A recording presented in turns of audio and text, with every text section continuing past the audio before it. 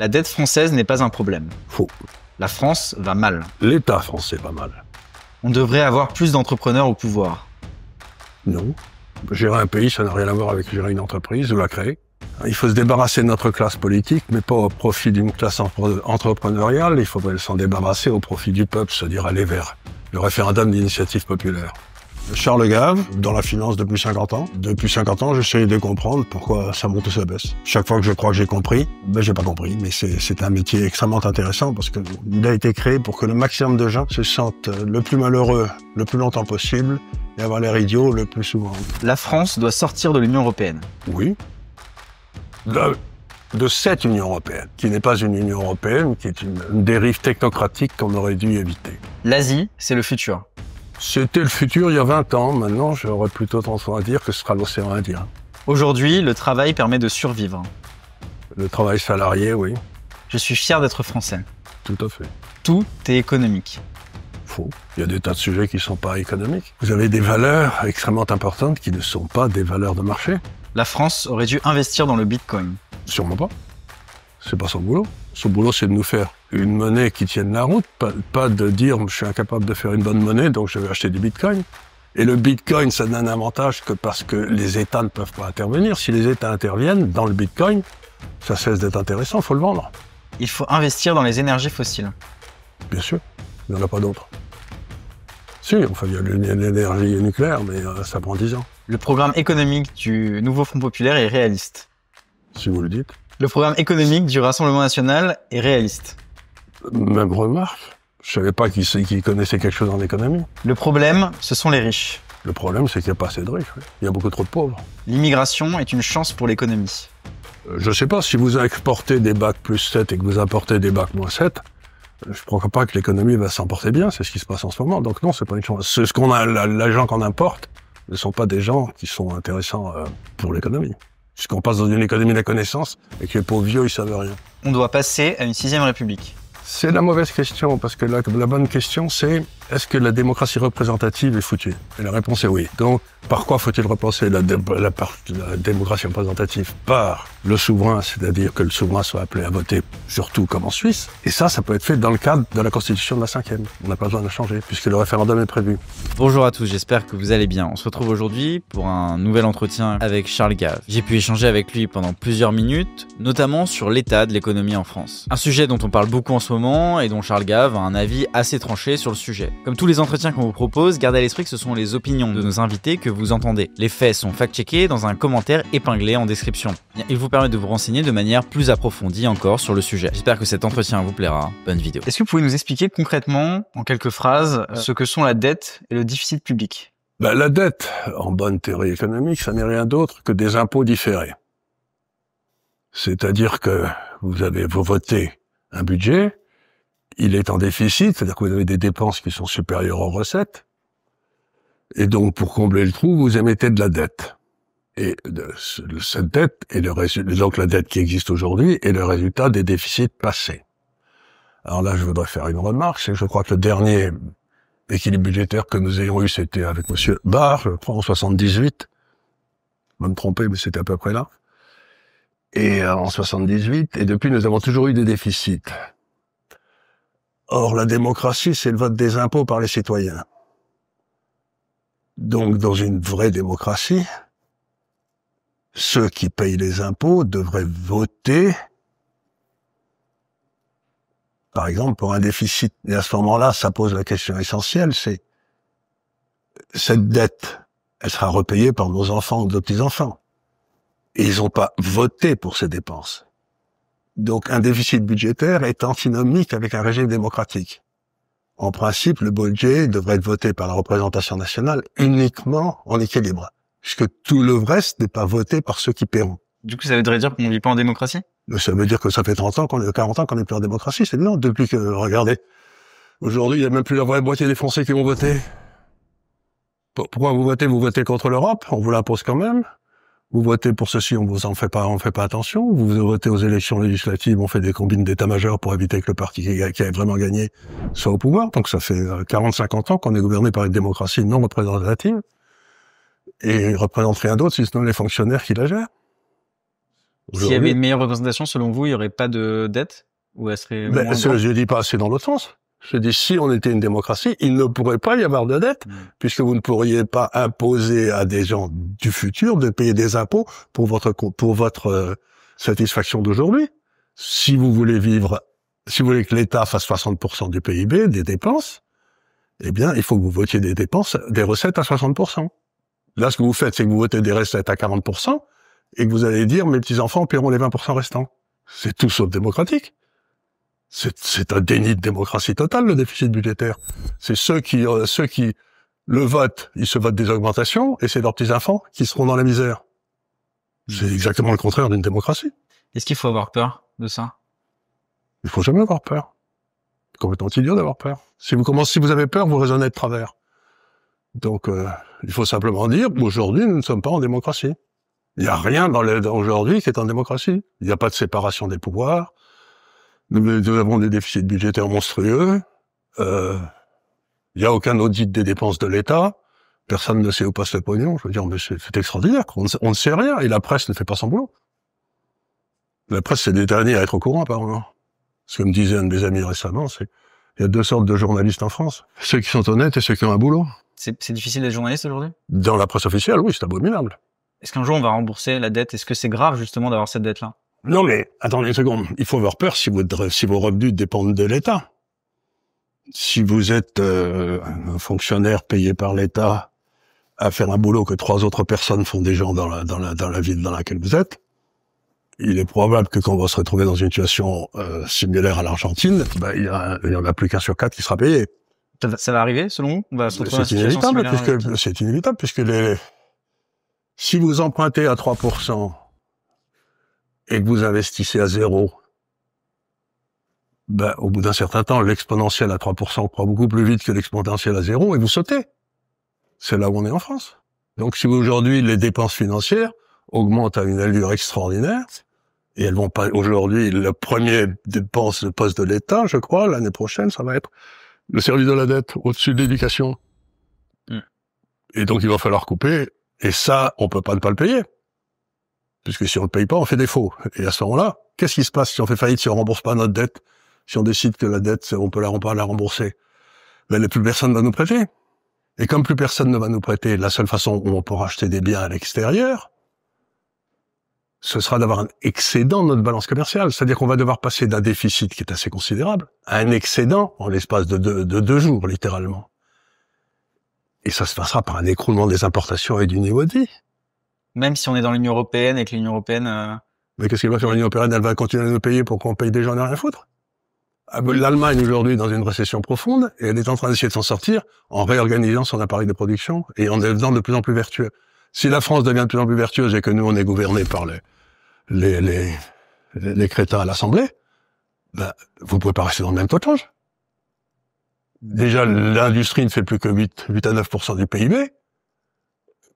Elle tombera à 0. Donc, si vous voulez, il faut faire une différence. Vous avez la création de valeur marchande, qui est faite par le secteur privé. Et puis, vous avez la création de monnaie.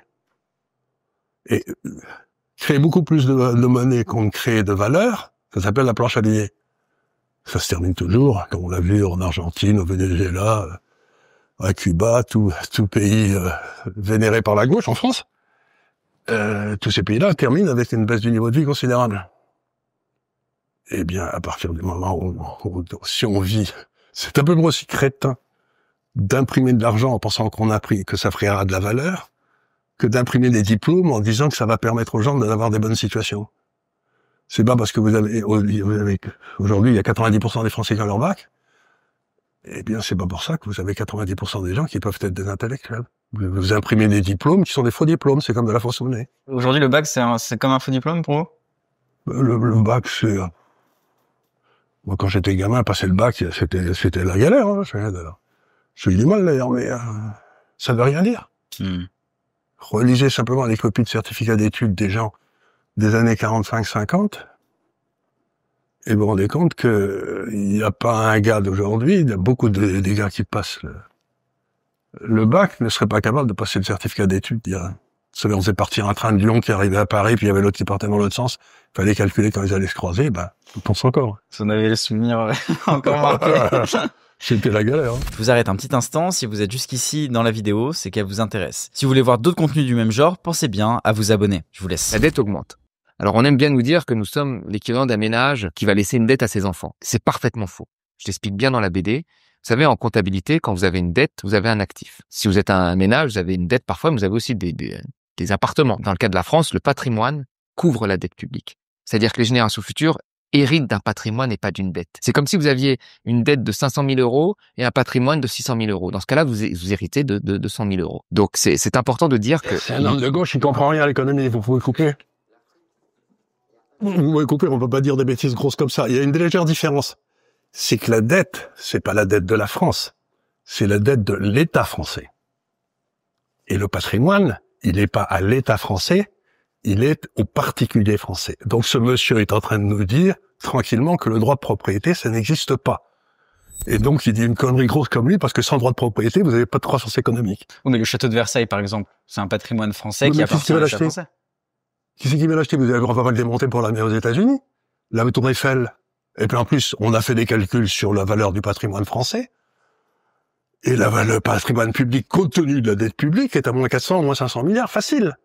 Donc ce monsieur dit n'importe quoi. Il comprend pas la comptabilité en partie double, et il comprend pas la notion de droit de propriété. Et il se dit économiste. Or, il n'y a jamais eu de croissance économique dans un pays s'il n'y a pas le droit de propriété.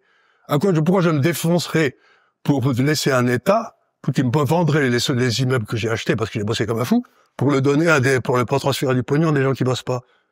C'est même pas envisageable. L'économie, c'est la création de valeur. À partir d'aujourd'hui, dans le budget aujourd'hui, les dettes qu'on crée ne créent aucune valeur. Il n'y a pas de valeur ajoutée. La seule valeur ajoutée, c'est créée par le secteur privé. Et la question que je pose toujours, c'est très bien. Vous avez embauché, j'ai fait des travaux savants, je pourrais vous les envoyer si ça vous amuse. Avec plaisir. Donc, je montre que chaque fois que vous embauchez un fonctionnaire, le poids de l'État dans l'économie augmente, puisque vous avez embauché un fonctionnaire, hein. Et quand vous avez embauché un fonctionnaire, ça met trois personnes au chômage. Parce que les gens que vous payez ici, ils sont payés par le secteur privé, du coup, ils ne peuvent pas embaucher les gens. C'est-à-dire que vous avez une relation complètement parfaite entre le poids de l'État dans l'économie. S'il augmente, un an plus tard, le chômage augmente. Si le poids de l'État baisse dans l'économie, un an plus tard, le chômage baisse. Donc, si vous voulez cette idée que le poids de l'État dans l'économie n'a aucune importance, c'est complètement crétin. Mais vous m'avez fait couper la vidéo, mais juste après, il parle du fait que les gens investissent quand même davantage en France parce qu'on fait confiance à la dette française par rapport à une dette qui serait dans un pays africain. Je veux bien, mais le jour où les gens faisaient confiance à la dette anglaise, qui était le gilt, c'était la monnaie de réserve du monde, c'était la dette anglaise, et ça, c'était en 1935. Et en 1975, 40 ans après, le FMI était à Londres. C'est-à-dire, le FMI le FMI était à Londres pour dire à l'État britannique comment il devait gérer. Donc, si vous voulez, l'année prochaine, il va falloir trouver entre 350 et 400 milliards d'euros sur les marchés. Comment on fait? Là, je sais pas quel est l'imbécile qui va nous prêter. Puisqu'aujourd'hui, si vous voulez, on est incapable de rembourser. Vous faites tourner n'importe quel tableau Excel, et vous vous rendez compte qu'on ne remboursera jamais. Ça va passer à 400, puis à 500, puis à 600. Et la question, c'est ce que disait Oscar Wilde. Il disait, quand on lui demandait comment il s'était ruiné, il avait dit lentement au début, très vite à la fin. Ça fait 40 ans que les gens tirent des traites sur l'économie française pour acheter des voies de la paix sociale. Ils ont acheté aucune paix sociale, d'ailleurs, ça marche pas du tout. Et aujourd'hui, on arrive au moment où l'étranger va refuser de financer notre dette. Et à ce moment-là, le pouvoir d'achat des Français, c'est très simple. C'est ce qui crée la création de valeur, plus que l'État emprunte pour eux, les transferts. Et le jour où on pourra plus leur emprunter, notre niveau de vie va baisser, celui-là va passer à 0, et on va se retrouver avec un niveau de vie qui va baisser de 20%. Mais est-ce que ça arrivera vraiment, le fait que on pourra plus emprunter, que l'État français ne pourra plus emprunter? C'est arrivé à la Grèce, c'est arrivé à Chypre, c'est arrivé à l'Argentine, c'est arrivé au Zaïre, c'est arrivé au Venezuela, c'est arrivé, et chaque fois que c'est arrivé à Cuba, c'est arrivé au Liban. Aucune ne sont des grandes puissances. Et l'Angleterre, c'était pas une grande puissance? Si, par exemple. Elle a sauté en 77, hein, c'est pour ça qu'ils ont élu Madame Thatcher après, à cause des crétins qui disaient que la dette n'avait pas d'importance. Si vous voulez, la dette, c'est que de l'impôt différé. Donc, ce que vous êtes en train de dire, c'est que vous empruntez, et que vous laissez la charge de l'emprunt au suivant, en partant du principe que les actifs qui auront été créés dans l'intervalle seront plus élevés que la dette. Et qu'est-ce qui se passe si les actifs baissent? Je vous donne un exemple. En Italie, très beau pays l'Italie, que j'aime beaucoup, vous avez... Aujourd'hui, la démographie est tellement mauvaise que chaque petit enfant a 4 grands-parents. Vous direz, c'est pas bien nouveau, ça. Hein, mais ce qui est étonnant, c'est que pour ces 4 grands-parents, c'est le seul petit enfant. Donc aujourd'hui, si vous voulez vous acheter une maison dans n'importe quel village ou petite ville en Italie, on vous la donne. On vous paye pour l'acheter. Donc qu'est-ce que vaut le patrimoine immobilier italien aujourd'hui, compte tenu de ses fondements démographiques? Rien. Et vous pouvez ne pas le faire sans une dette.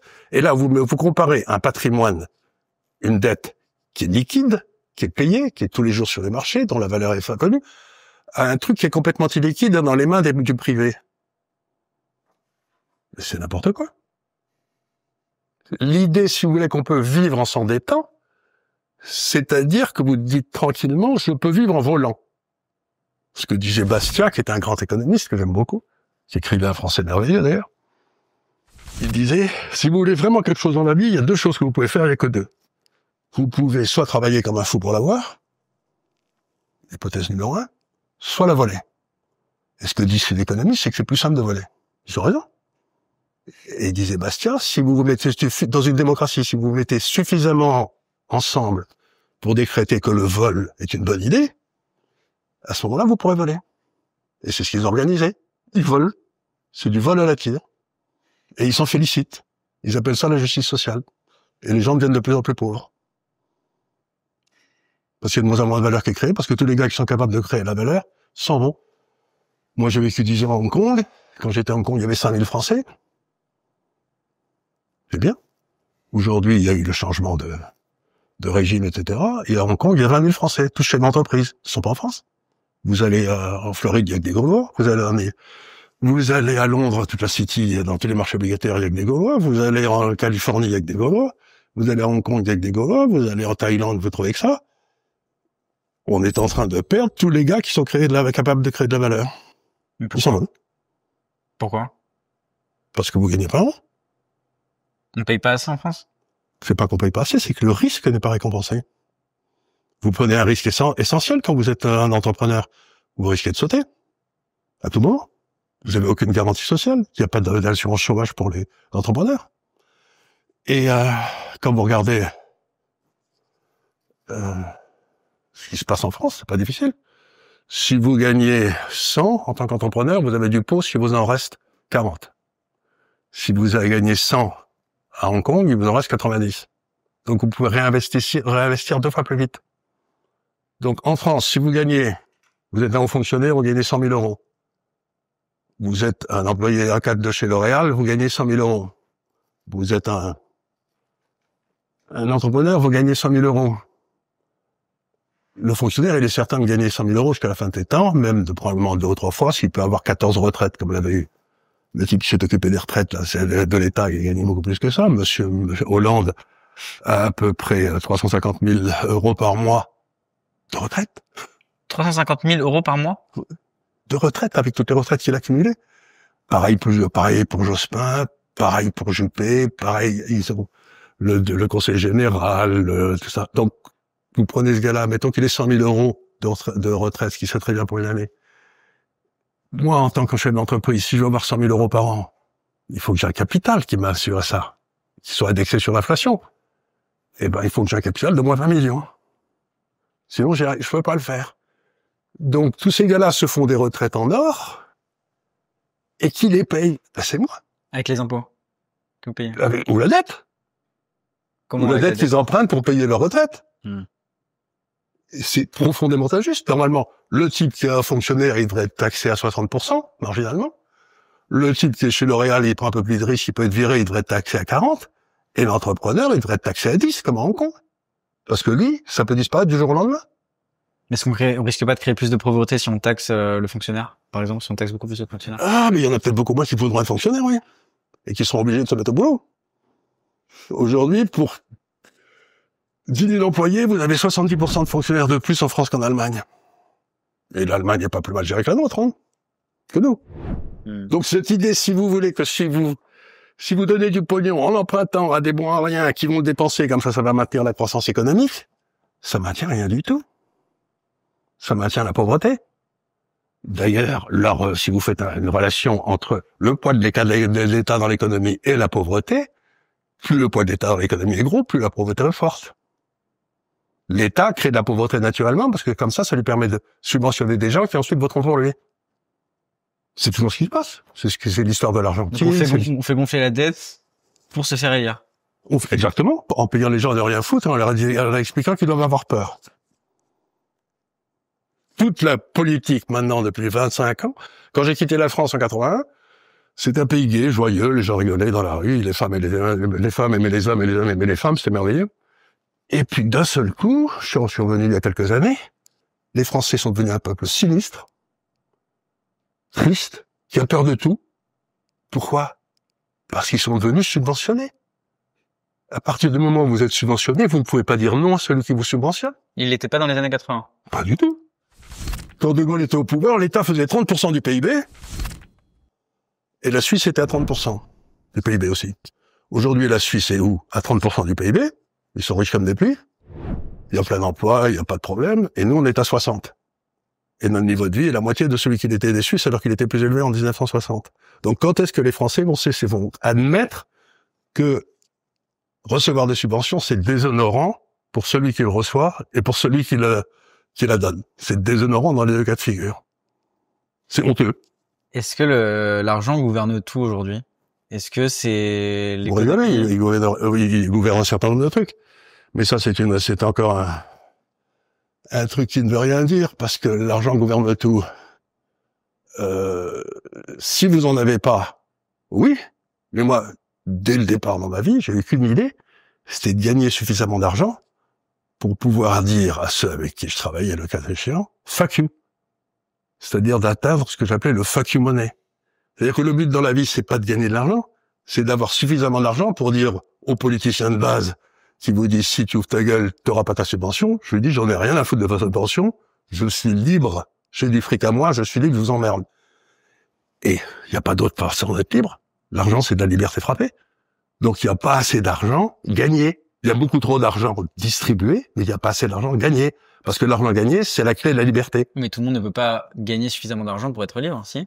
Ben, il suffit qu'il y a déjà 30 ou 40% des gens importants qui gagnent suffisamment pour pouvoir dire merde, pour que les entreprises existent, pour qu'elles disent non. Je vous donne un exemple. Quand la Suède a fait faillite en 92, dont plus personne n'existe, ne se souvient. C'était un pays aussi qui avait eu le bonheur d'avoir des administrations socialistes complètement débridées pendant un certain nombre d'années. Donc la Suède fait faillite en 92. J'étais dans le bureau d'ailleurs du banquier central. Ce jour-là, c'était très gai. Il y a eu une tentative, si j'ose dire, un peu à l'achevènement, de dire on va aller vers plus de socialisme, parce que la raison pour laquelle la Suède fait faillite, c'est qu'on n'a pas fait assez de socialisme. Vous savez, c'est la thèse de l'extrême gauche que Mitterrand en 1983 a trahi. C'est la question que j'allais poser après, est-ce qu'on n'est pas dans une ère trop libérale, justement, qui cause... Vous rigolez, à 65% du PIB, l'État est trop libéral. Est-ce qu'aujourd'hui, justement, il n'y a pas assez de contrôle sur les flux d'argent? Est-ce que l'argent ne gouverne pas tout? C'est pour ça que je vous posais la question. Est-ce que c'est pas, on enlève un peu l'État de plus en plus et c'est l'argent qui décide si on a le droit? L'État, on l'enlève de plus en plus? Mais vous avez vu ça, vous vivez dans quel pays? Quand j'étais jeune, il y avait par exemple, les hôpitaux. Il y avait un économe, et puis c'était tout, qui s'occupait de l'économie. Et aujourd'hui, vous avez 40% des hôpitaux qui sont contrôlés par l'État. Ah oui, avec des fonctionnaires qui servent à rien. Ah, mais contrôle! Oui, mais il y a moins d'investissement dans les hôpitaux ou dans les services publics, de manière générale, aujourd'hui. Vous rigolez? Ces 40%, ils servent à rien. Puisque autrefois, l'hôpital, c'était géré par le type de la CGT locale, par le grand patron médecin local, et par le député maire. Et ça marchait très bien. On avait le meilleur système hospitalier du monde. Et maintenant, depuis les réformes Juppé, un autre considérable crétin qui était inspecteur des finances, comme la plupart d'entre eux d'ailleurs, depuis la réforme Juppé, il y a 40% du personnel qui travaille rien qu'à remplir des papiers et qui les envoie à Paris. Et ils voient jamais un malade. Aujourd'hui, vous avez 12 ou 15% du personnel de l'éducation nationale qui voit jamais un élève. Et vous trouvez qu'on est trop libéral? Vous devriez aller un petit peu à l'étranger, hein, pour voir ce que c'est un pays libéral. Allez à Hong Kong. Tout marche.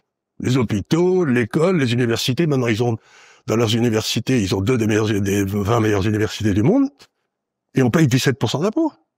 Et tout marche. Il n'y a pas plus de gens, je pose la question parce que je connais pas la situation de Hong Kong, il n'y a pas plus de gens qui vivent sous le seuil de pauvreté à Hong Kong qu'en France? Oui, il n'y a pas d'assurance chômage. Donc, personne n'a intérêt à être au chômage. Il n'y a pas de chômage à Hong Kong. C'est ce que disait Milton Friedman, qui était un grand intellectuel. Il disait, si vous payez les gens à ne rien foutre, et si vous taxez ceux qui bossent, faut pas vous étonner si le chômage augmente. Si on paye les gens à ne rien foutre et si on taxe ceux qui bossent, oui, en effet, le chômage augmente. Ça ne paye plus de travailler. Et donc, essayer de travailler, c'est essayer de rendre service aux autres. Ce que vous pouvez faire de mieux dans la vie, c'est rendre service aux autres, en travaillant pour eux, en leur rendant service, en dépouvrant des trucs dont ils ont besoin. Si on vous empêche de le faire, vous êtes malheureux, deux, vous vous appauvrissez. Plus l'État est gros, plus la société est pauvre. C'est toujours le cas. Il n'y a pas d'exemple que ça n'a pas passé. Regardez, Cuba, mais ils sont en train de faire faillite de façon épouvantable. J'ai des amis cubains qui étaient à la retraite, un vieux monsieur qui était à la retraite, qui était d'ailleurs un communiste tout à fait. Il a une retraite de 80 € par mois. La pauvreté à Cuba, au Venezuela, il y a 2 millions de personnes qui ont quitté le Venezuela pour passer au Pérou à pied, à cause de ce crétin sanglant qui était au Venezuela. Donc, c'est quand même rigolo qu'on regarde le monde et qu'on accuse de tous les péchés du monde les seuls pays où on soit libre. La liberté, c'est devenu le truc interdit.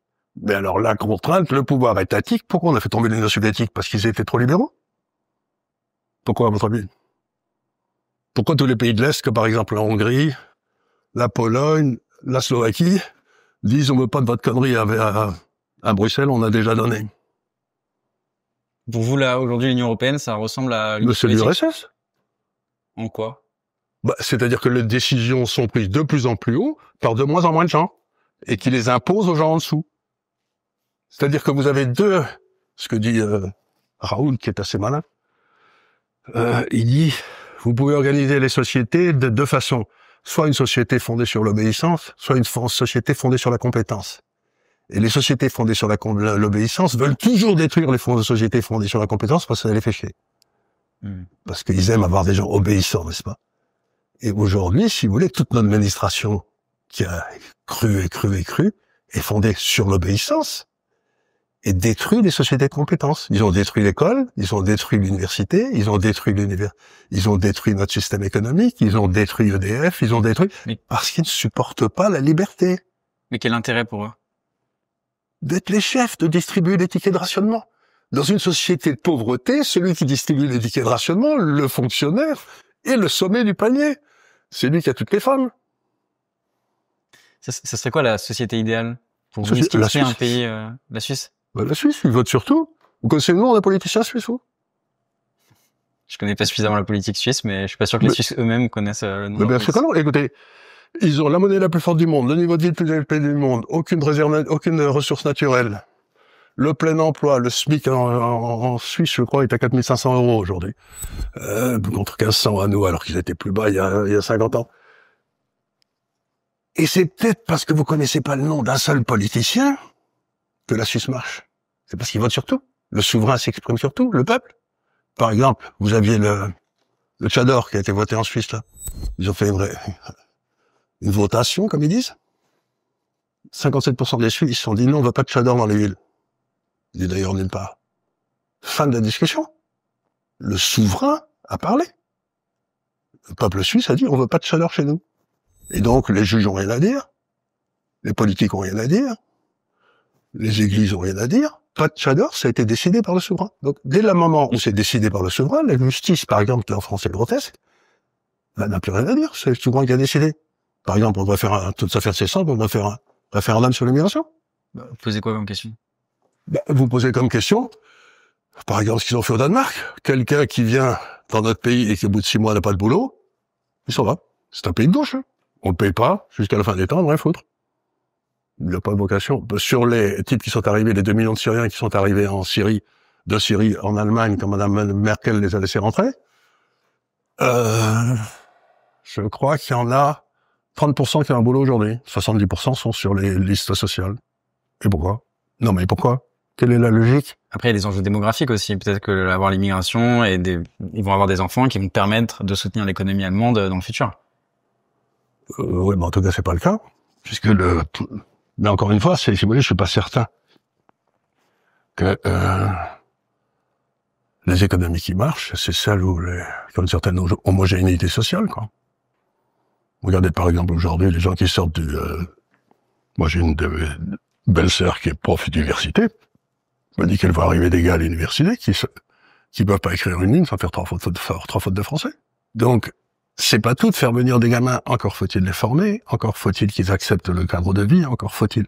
Et c'est pas. Et les Français dans ce cas-là, des gens qui sont nés en France, de parents français ou même qui sont français, qui sont pas immigrés et que eux, qui pareil ne travaillent pas et sont subventionnés par l'État, qu'est-ce qu'on fait de... Qu'est-ce qu'on fait d'eux? Je suis arrêté dans la rue sans arrêt parce que je fais des YouTube, c'est des gens même. Et 2 fois sur 3, c'est des gens issus de l'immigration qui me disent merci beaucoup de dire tout ce que vous dites. C'est-à-dire que je suis persuadé que dans l'immigration, aujourd'hui en France, vous avez 80% des gens facile, qui n'ont aucune idée, c'est de bosser et de devenir des bons Français. Et qu'ils le font. Qui bossent et qui sont des bons Français. Et vous avez 20 à 25% des gens qui foutent le merdier et on s'intéresse qu'à eux et c'est à eux que vont toutes les subventions. Donc, c'est tout simple. Puisqu'ils sont des bons Français, vous pouvez pas les renvoyer chez eux puisque c'est la France. Je sais pas. Vous pouvez peut-être ouvrir Cayenne, terre des bagnes. Décision radicale. Mais c'est pas du radical. Si le crime paye, c'est ce qu'a montré Gary Becker, un grand économiste qui a eu le prix Nobel pour ça, si le crime paye, la criminalité augmente. Aujourd'hui, le drame de notre pays, c'est que le crime paye. Ça paye d'être un criminel, ça paye pas de bosser. Et donc, le nombre de criminels augmente. Donc, ce que vous êtes en train de me dire, c'est que vous trouvez qu'il est scandaleux de punir des criminels. Bah, Cayenne, c'est le bagne et ça fait appel à des... Ça fait, oui, mais en même temps, c'est fou, comme le territoire français était débarrassé des gens dangereux. Puis les types qui revenaient de Cayenne, ils se tenaient à Cahors après, hein. Donc, je sais pas si... C'est-à-dire qu'à partir du moment où vous avez Cayenne, le crime ne paye plus. Je sais pas s'il y avait des gens, si la France était moins dangereuse à l'époque où on envoyait les gens à Cayenne qu'aujourd'hui. Mais bon, c'est un autre sujet. Bon, on n'y a qu'à regarder les statistiques de la criminalité, c'est pas dur, hein. Oui. À l'époque, il n'y avait pas 150 coups de couteau par jour en France, hein. Il n'y en a rien. C'est le cas aujourd'hui. Je suis pas forcené de l'ordre et de tout ça. Je dis simplement, un pays ne peut pas vivre si l'État ne remplit pas ses pouvoirs régaliens. Et le pouvoir régalien le plus important, c'est la sécurité des personnes. Or, aujourd'hui en France, nous sommes en train d'abandonner la sécurité des personnes comme privilège étatique. Ça veut dire que les seuls qui seront en sécurité seront les riches. Parce qu'ils vivront dans des ghettos et ils auront des gardes armés qui les protégeront. C'est ce qui se passe dans certains États, par exemple aux États-Unis. Exactement, c'est ce qui se passe dans certains États, mais je trouve pas ça. C'est simplement parce que l'État fédéral américain a abandonné ses prérogatives. Donc ce que j'essaie de dire aux gens, c'est les gens qui souffrent le plus quand l'État ne fait pas ce qu'il devrait faire et fait ce qu'il ne devrait pas faire, comme de donner des subventions, c'est les pauvres. C'est eux qui en prennent plein la gueule, c'est eux dont le niveau de vie baisse. Je me tue à dire aux gens, une société est juste si les gens qui sont tout en bas voient leur niveau de vie monter au travers du temps, régulièrement. Et ce qui se passe vraiment, tout le monde s'en fout. Mais ce qu'on a en France aujourd'hui depuis 20 ans, depuis que tous ces socialistes sont arrivés au pouvoir, comme chaque fois que ça se passe d'ailleurs, c'est que les riches et les puissants deviennent de plus en plus riches, et les pauvres deviennent de plus en plus pauvres. Et d'après John Rawls, qui est un grand philosophe américain, qui a enseigné à Harvard, qui est mort il y a 20 ans, c'est une société injuste. Une société ne peut pas exister si les plus pauvres deviennent de plus en plus pauvres et les plus riches deviennent de plus en plus riches. C'est ce qui se passe en France depuis 20 ans. C'est inacceptable. Et c'est à cause du socialisme. C'est pas en dépit du socialisme, c'est le socialisme qui crée ça. Mais il n'y a jamais eu le socialisme aux États-Unis et pourtant c'est ce qui se passe aussi aux États-Unis. Oui, mais aux États-Unis, ce qu'il y a eu, c'est qu'il y a eu un refus de l'État fédéral de faire ses prérogatives pour des raisons idéologiques. Vous n'avez pas de socialistes aujourd'hui aux États-Unis, vous n'en avez pas eu vraiment, mais vous avez des woke. Tant que vous en voulez, c'est même là que c'est né. Donc, si vous voulez, il y a plusieurs façons d'être con. Vous pouvez être socialiste, vous pouvez être woke, mais le résultat final, c'est que les pauvres s'appauvrissent dans les deux cas. Oui, mais avant les woke, les États-Unis, c'était la même situation, non? Depuis des années, enfin, ça a toujours été le modèle américain. Sous Reagan, il n'y avait aucun problème. Il n'y avait pas des très pauvres aux États-Unis? Oui, mais c'est ça, s'il faut lire le bouquin de John Sowell, qui est un type remarquable. Vous savez, c'est ce grand économiste américain qui est Thomas Sowell, pardon, qui est un type remarquable. Il dit, la statistique que vous mesurez, il y a toujours des très pauvres, etc. Ce qu'on ne dit jamais, c'est que c'est jamais les mêmes. Et moi, j'étais un très pauvre aux États-Unis, parce que j'étais étudiant, j'avais des parents, et je tirais de là par la queue. Mais j'en suis sorti assez vite. Et ce qu'il y a d'étonnant, si vous voulez, Il y a une grande mobilité sociale aux États-Unis aujourd'hui? énorme. Énorme. Vous pouvez passer en l'espace de quelques années de plus pauvre à... Et le seul endroit où la pauvreté a continué, c'est l'endroit où la pauvreté est subventionnée, c'est-à-dire les quartiers noirs, où dans le fond, depuis Lyndon Johnson, c'est ce que montrait bien Thomas Sowell, qui d'ailleurs est noir, depuis Lyndon Johnson, on subventionne la mère de famille sans enfant. Donc, quand le Johnson était président, c'est-à-dire ça devait être 1969, par là, oui. Non, c'était en 62, 63. 63, 64, 65, oui. Johnson, c'est lui qui a commencé la guerre au Vietnam. Donc, comme Johnson a été président, les naissances sans mariage, dans la communauté noire, c'était 15%. Aujourd'hui, c'est 65%. Parce que vous payez les femmes si elles n'ont pas de mari. Et donc, quel est le marqueur le plus important de la criminalité, d'après toutes les études de criminalité? C'est l'absence de père à la maison. On peut dire que les Noirs ont été détruits par la politique sociale, qui est d'origine socialiste d'ailleurs, de Johnson. Et toutes les études le prouvent. C'est pas moi qui le dis, hein. Je suis pas. Donc ce que j'essaie de dire, c'est mais arrêtez de vouloir le bien des gens. Laissez-les se démerder. Vouloir faire le bien des gens, comme le disait Bastia, il y a trop de gens qui veulent être père des peuples, conductore, président. Foutez la paix aux gens. C'est pas difficile comme programme, non? Arrêtez d'emmerder les gens. Moi, par exemple, j'ai embauché récemment, il y a 2 ans, 3 ans, une jeune nièce. Je la paye 2 000 € par mois pour m'aider dans les travaux. Elle me coûte 4 000. Vous pouvez, en Angleterre, je leur ai payé 2 000, elle m'aurait coûté 2 300, et puis voilà. Vous pouvez me dire, où vont ces 2 000? Pourquoi on a le droit de les prendre sur le travail de cette petite? Pourquoi moi je dois payer quelqu'un 4 000 alors qu'elle ne touche que 2 000? Où vont ces 2 000? Quelle en sont la justification? Mais expliquez-moi.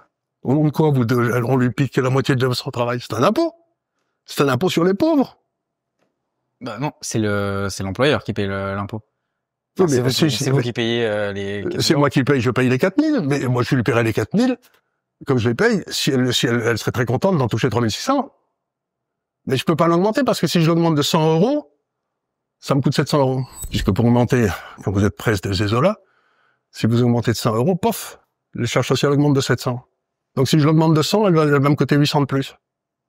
Mais vous ne trouvez pas que c'est un système imbécile? Et c'est là-dessus que vit notre société. Et on pense qu'un système imbécile qui favorise la paresse, les fraudes et tout ça, va nous amener à une société heureuse. Mais ils sont complètement couillus. Si vous aviez une baguette magique, on peut mettre 3 mesures en France, appliquer 3 mesures en France sur l'économie notamment, qu'est-ce que vous feriez? Oh, c'est pas difficile ce que je ferais. Première des choses, c'est que c'est de l'ordre des priorités qui est important. La première, c'est que j'interdirais aux fonctionnaires de se présenter aux élections. Ils peuvent se présenter, mais à ce moment-là, ils ne retourneront jamais dans la fonction publique. La France, dans les pays normaux, de démocratie normale, l'Allemagne, les États-Unis, l'Angleterre, si un fonctionnaire se présente aux élections et qu'il est élu, il abandonne la fonction publique pour toujours. Vous ne pouvez pas passer de la fonction administrative à la fonction politique. Aller-retour, si vous faites battre, on vous amène dans l'inspection des finances, il faut que vous avez votre carrière et votre... Donc la première des choses, c'est où les fonctionnaires sont fonctionnaires, et ils restent fonctionnaires toute leur vie, ou ils sortent de la fonction publique pour toujours. Il n'y a pas de retour automatique. Parce que en France, aujourd'hui, on a donc puisqu'il n'y a pas de risque à se présenter, puisque vous serez repris dans la fonction publique, dans votre enseignement, dans votre école, etc., c'est pas bête. Comme il n'y a pas de risque, à ce moment-là, vous avez dans les assemblées un peu partout, vous n'avez que des fonctionnaires. Et vous serez surpris de constater que les fonctionnaires prennent des mesures favorables aux fonctionnaires.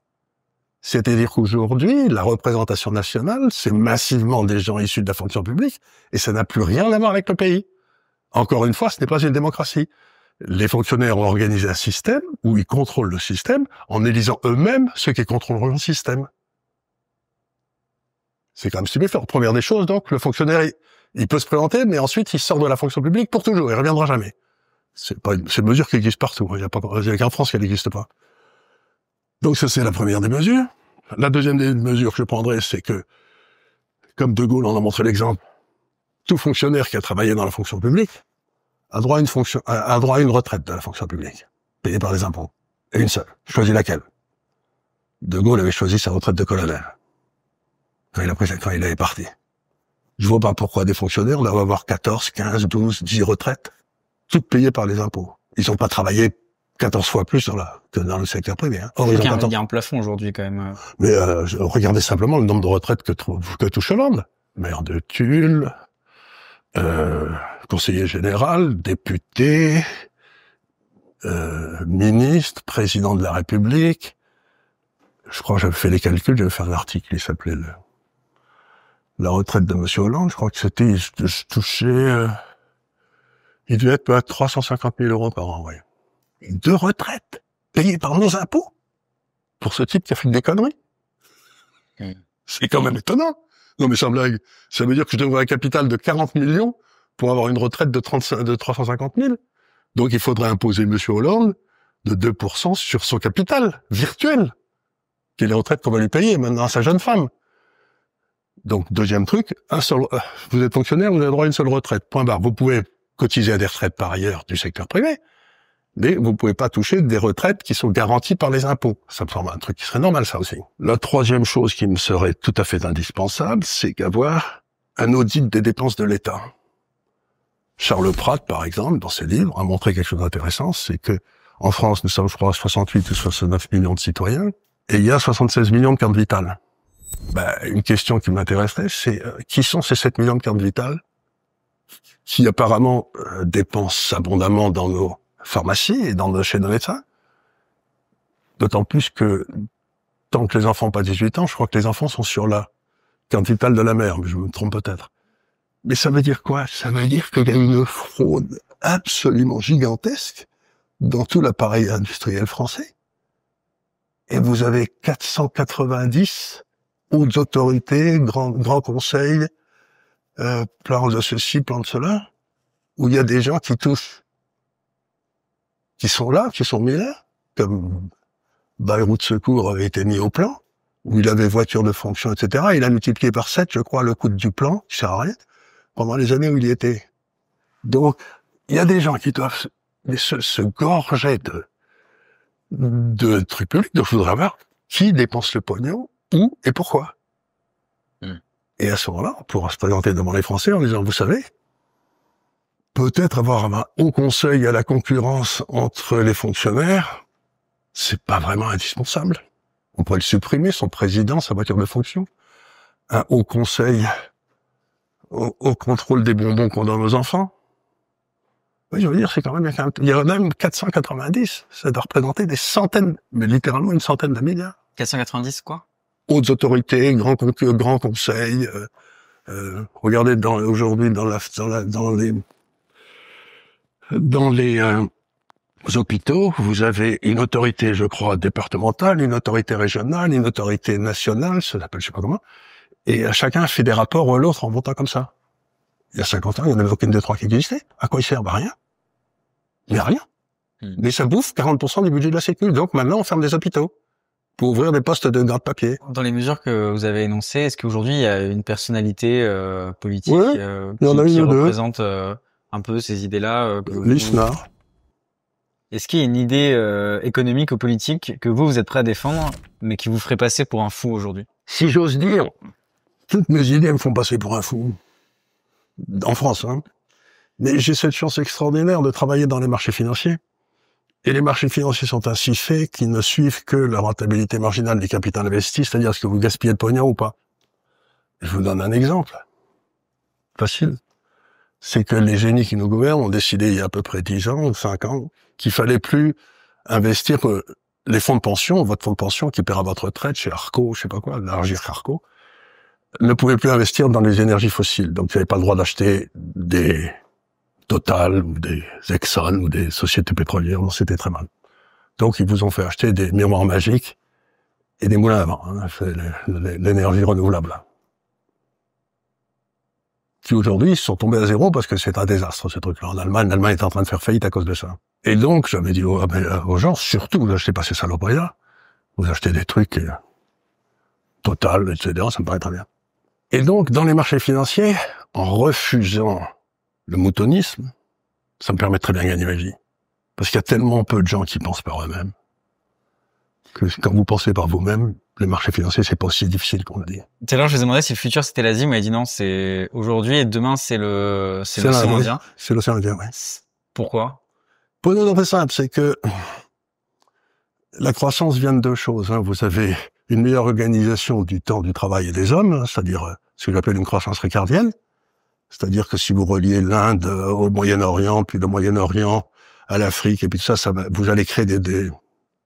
Par exemple, si vous avez ici une ville, ici une autre ville, il faut une ligne de communication. Si vous mettez une troisième ville, il en faut 3.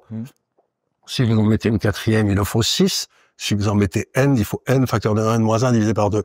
Donc, dans les 40 dernières années, ce qui s'est mailloté, en quelque sorte, comme ça a été l'Asie, la Chine, et avec tous les pays autour de la Chine. Ça, c'est fait. Mais maintenant, ça va avoir lieu en Inde. Et toutes les matières premières pour faire ça étaient très difficiles à obtenir. Mais maintenant, à cause de la guerre entre l'Ukraine et la Russie, les Russes ont ouvert des voies de transition verticale vers l'Inde. Donc, toutes les matières premières de l'Asie du Nord, de la Russie, vont descendre maintenant vers l'Inde et elles vont payer en monnaie locale indienne. C'est-à-dire que l'Inde ne va plus avoir de contraintes du commerce extérieur. Ce qui veut dire que le boom de l'Inde va être absolument inouï.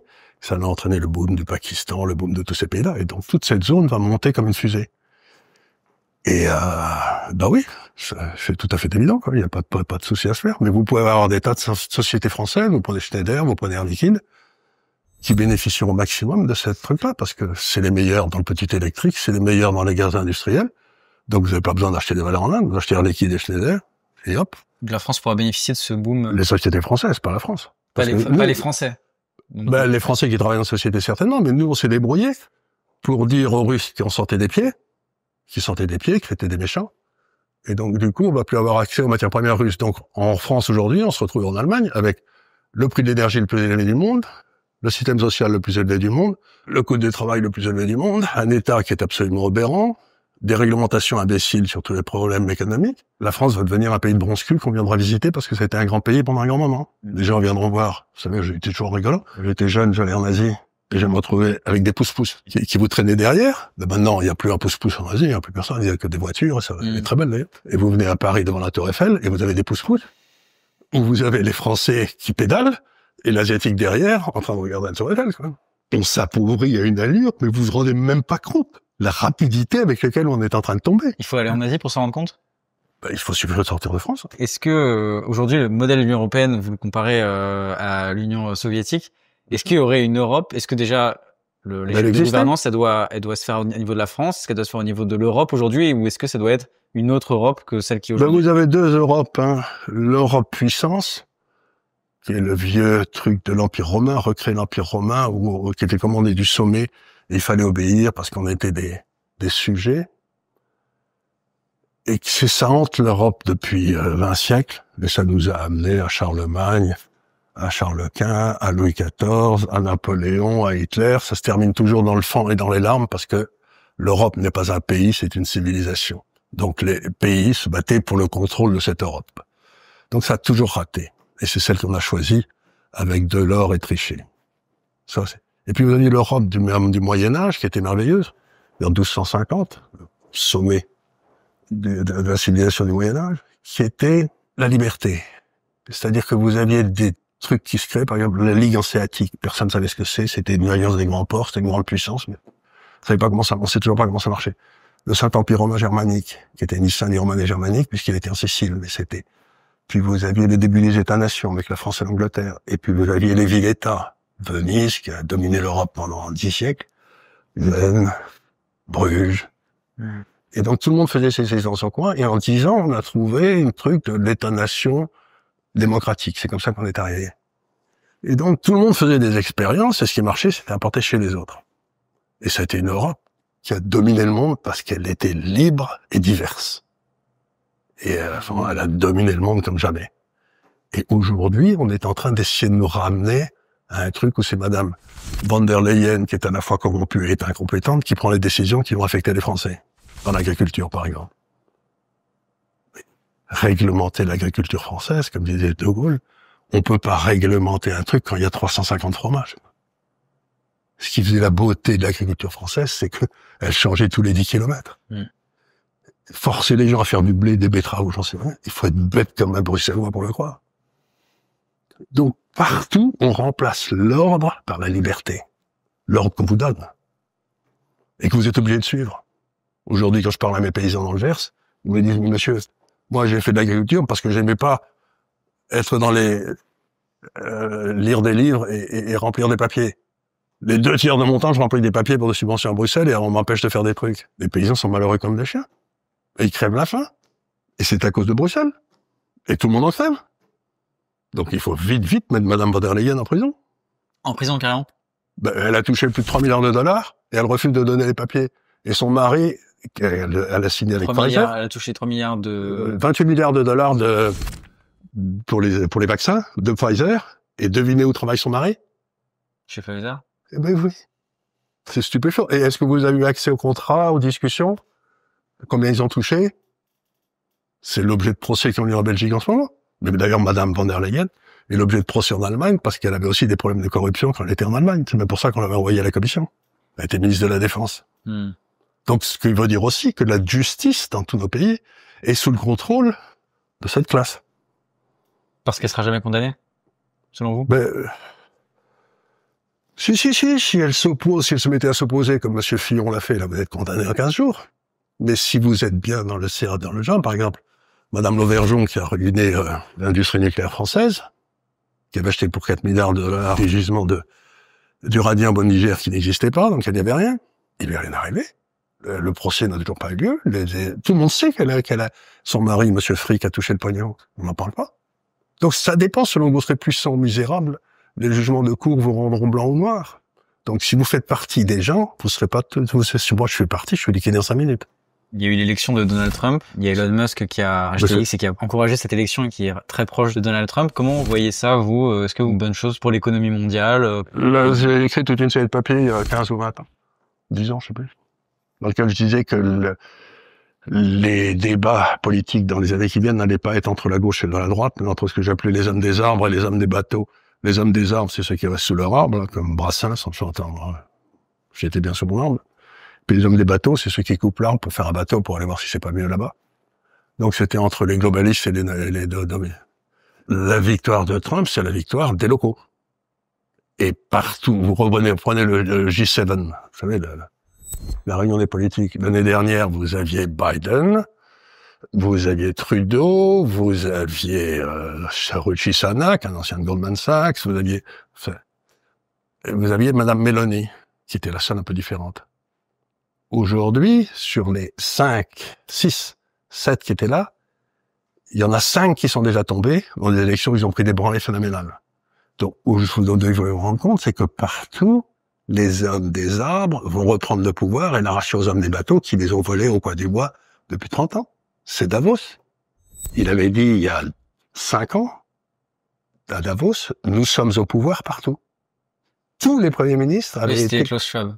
Avaient été les amis des Klaus Schwab, parce que tous les premiers ministres en Europe étaient d'anciens, vous savez qu'on appelait Young Friends of America, je crois. Oui, j'ai plus le nom, mais c'était Young Leaders. Je crois que c'était Young Leaders, ça avait été créé par Giscard, ça. Donc, on revient à la nation. Et c'est une très bonne nouvelle. Et c'est une bonne nouvelle? Mais parce que la démocratie ne peut exister que dans une nation. C'est ce que disait Jean-Paul II. Dans une nation, vous acceptez de perdre. Pour le bien de la nation. Dans l'Europe, je peux pas accepter que les Allemands, je suis d'une famille alsacienne, me donnent des ordres, c'est pour qu'ils sont plus nombreux. Ça ne vaut pas la tête. Je vais pas accepter les ordres d'un Premier ministre européen qui me donnerait des ordres. Jamais. Mais jamais. J'ai rien en commun avec les Allemands. Ni avec les Italiens, ni, c'est pas que je suis mieux. Je suis français. C'est ce que disait Jeanne d'Arc. On lui disait donc Dieu aime mieux les Français que les Anglais quand on a pour son procès. Elle a dit non, c'est pas ça du tout. Dieu aime bien les Anglais en Angleterre et les Français en France. Et est-ce que ça risque pas de mûr aux États-Unis, justement, le fait que Donald Trump, justement, ce conservatisme, parce que Donald Trump risque de mettre des droits de douane, il a annoncé qu'il allait mettre des droits de douane et que... Oui, mais tout ça, c'est des paroles verbales. La réalité est différente, c'est que les États-Unis ont des problèmes budgétaires monstrueux. Ils ont 3 postes dans leur budget, vraiment importants. La sécurité sociale, la défense et le service de la dette. Aujourd'hui, le service de la dette est le 2e et il va passer le 1er d'ici très peu de temps. Donc, dans les 3-4 ans qui viennent, les États-Unis vont devoir choisir entre la sécurité sociale, le service de la dette ou la défense. Ils dépensent 1 000 milliards de dollars par an dans la défense. Donc ils vont couper dans la défense. Parce qu'ils peuvent pas faire baisser le niveau de la dette et ils peuvent pas toucher à la sécurité. Bon, ben s'ils touchent, où y a-t-il des choses à couper? En Europe. Donc les Finlandais ont un problème que j'aime beaucoup. Ils disent dans un pays il y a toujours une armée. Si c'est pas l'armée du pays, c'est l'armée du pays d'à côté. Donc l'armée européenne depuis 1945, ça a été les États-Unis. Elle va s'en aller. Ils vont partir. Ils vont plus vouloir rester en Europe, ils en ont rien à foutre. Et donc, comme on n'a plus d'armée, qu'on n'a plus de jeunes, il va y avoir l'armée du pays d'à côté qui va venir en Europe.